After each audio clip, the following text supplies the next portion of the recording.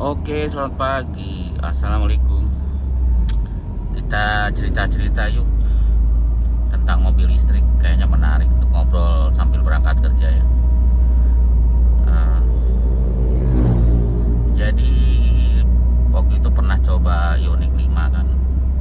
Mobilnya enak, tenaganya gede, senyap ya, dan canggih tentunya. Nah, kita cerita masalah konsumsi ya, BBM atau apa, bukan BBM ya, listrik lah, listriknya itu sama bensin gitu ya, kita komparasi. Jadi kalau untuk menurut saya nih, kalau untuk kita yang sering mobilitasnya tinggi ya, kan banyak yang mobilitas tinggi, mungkin sehari bisa 100 kilo perjalanan gitu ya. Ini ibarat aja ini mah, itu dengan pakai mobil listrik ya. Kalau pakai mobil biasa mungkin 100.000 ya, kalau 110 nih, karena kalau dalam kota sih jarang yang 110 ya, rata-rata di bawah 110, di bawah karena macet gitu ya. Nah, tapi kalau anggap aja kita 110 lah untuk bensin 1 liter untuk 10 kilo.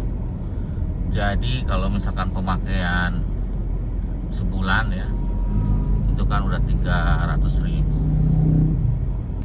ya, 300.000 ya untuk pemakaian sebulan. Coba kalau kita pakai mobil listrik, karena mobil listrik itu saya pernah ngobrol sama Ioniq, tapi bukan perbandingan kali ya, tapi pernah ngobrol sama yang punya Ioniq 5. Dia bilang kalau untuk isi Ioniq 5 nya itu, nanti maaf kalau salah ya, koreksi, mohon dikoreksi, tidak sampai 100.000 dari 0 sampai penuh, tidak sampai 100.000 dari 0 ke penuh, dan bisa tahan perjalanan hampir 500 kilo ya. Berarti kalau kita ke Bandung itu kan nggak bolak-balik, kayaknya nggak usah ngecas ya, mungkin masih sisa ya listriknya, itu nggak nyampe 100.000. Coba bayangin pakai mobil bongsor misalkan si 807 lah, kita kan sering pakai itu irit-iritnya kalau ke Bandung itu 110, berarti anggap aja 200 kilo kali 2 itu udah 400.000 ya, kalau muter-muter 500.000. Kalau untuk kita jalan-jalan ke Bandung 500.000 berbanding dengan di bawah 100.000 ya, mungkin seperlimanya atau seperlimanya atau seperdua-puluhnya kan, bisa 1/5 atau 1/20 ya. Sangat irit ya. Nah, nanti kan ada pertanyaan, nanti baterainya rusak mahal gitu kan, karena sekarang itu baterai juga kan ada yang garansi 7 tahun, ada yang garansinya seumur hidup mobil ya, ada ya, tapi merek apa ya, pernah baca sih di koran atau di sosial media, yang bisa digaransi sampai seumur mobil itu ada, seumur hidup gitu. Jadi kalau kita perbandingin aja, itu selisihnya itu dalam tahun 2 tahun itu mobil itu bisa balik modal ya. Jadi kita jangan mikirin nanti dijualnya murah gitu, tapi dari selisih bensin itu dan listrik itu sangat tinggi ya selisihnya. Belum lagi pajaknya itu cuma 500.000 untuk Ioniq 5. Saya tanya ke orangnya berapa, 500.000 katanya pajaknya per tahun. Bandingin sama si bongsor 807, pajaknya 2.500.000 ya kan, udah perbandingannya dengan mobil tua aja jauh. Atau dengan Innova lah, Innova kalau nggak salah 600.000 dibanding 6 juta dibanding 500.000, sepersepuluhnya kan, kurang lebih ya, kita bicara kurang lebih aja. Nah seperti itu. Jadi kayak kadang-kadang saya gitu, kalau mobilitasnya tinggi tertarik juga dibanding beli mobil bensin yang sekarang itu semakin canggih, perawatannya semakin mahal ya. Rata-rata karena dia mengejar pajak murah, cc-nya dikecilin. tapi dia harus pakai turbo untuk naikin si HP-nya ya, supaya tenaganya sama dengan cc 2000 dan 2500 cc yang NA gitu, yang standar ya, yang tanpa turbo seperti itu. Tapi perawatannya jadi mahal. Kita ambil contoh ya, jangan jauh-jauh, Peugeot aja yang pakai turbo ya perawatannya mahal, pasti orang juga bilang mahal ya. Kalau yang sering rusak kan si pompa bensinnya ya, HPI nya dengar-dengar sekarang sudah 17 juta harganya ya, belum yang lain ya.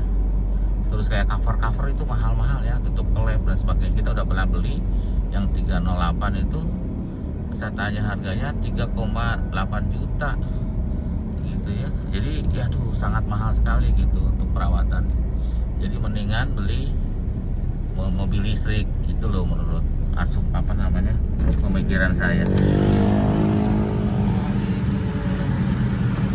ya. Amin. Jadi itu menurut asumsi saya. Tiap orang punya asumsi lah, ini pengalaman menurut pemikiran saya begitu. Karena ya begitu.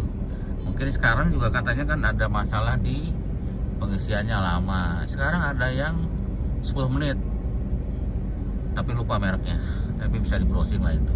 Dia bilang 10 menit bisa sampai 80% atau berapa persen gitu. Jadi cukup singkat ya, sama kayak kita isi bensin. Anggap aja 30 menit aja. Sorry. Ya anggap aja 30 menit aja. Kalau kita ngisi di rest area kan sambil istirahat, sambil makan atau ngopi, 30 menit kita istirahat sudah penuh.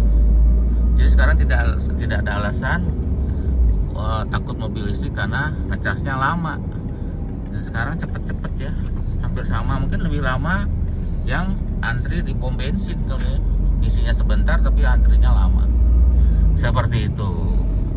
Dan sekarang ya hampir semua tempat ada ya, seperti kalau kita di daerah atau di mana-mana, cari aja si PLN. Dia rata-rata PLN itu, kantor PLN ada charging listrik ya.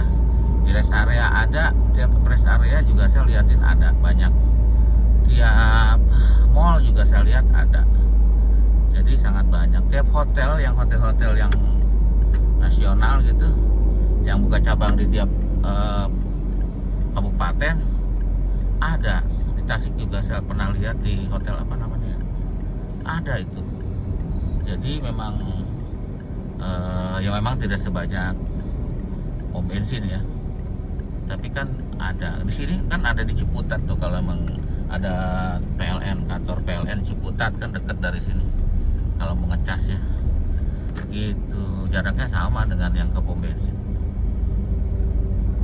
Seperti itu, kita ngobrol-ngobrol aja ya, cerita-cerita aja. Jadi kalau misalkan mobilitasnya tinggi, mungkin kalau sehari bisa ngabisin 100.000 bensin. Kalau dengan listrik kan cuma